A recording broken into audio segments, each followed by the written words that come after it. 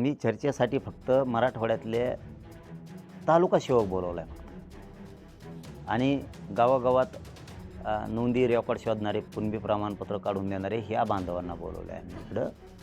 आणि प्रमुख जिल्ह्यात मराठवाड्यात काम करणारे त्यांना एक बोलवलं आहे. या 3 जणांनाच बोलवलं की चर्चा करायची, लोक गोंधळून राहू नयेत, लोकात संभ्रम राहू नये म्हणून लोकांनी अर्ज करणं खूप गरजेचं आहे. 58 लाख नोंदी निघाल्या, ते अर्ज करायचे आहेत. आता हैदराबाद गॅझेटियरचा जे निघाला आहे ते अर्ज करायचे आहेत.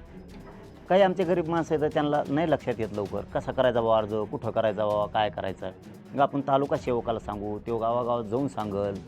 परत आपण नोंदी शोधणाऱ्याला सांगू, ते गावागावात जाऊन सांगल. परत आपण आपले प्रमुख जिल्ह्यात काम करणार आहेत मराठवाड्यात त्यांना सांगू, मग ते तालुकाभर जिल्हाभर सांगतील. म्हणून हे आम्हाला चर्चा करून हे पुढं न्यायचं आहे. आणखी याच्यासाठी 50-60 जण बोलवलेले आहेत आम्ही.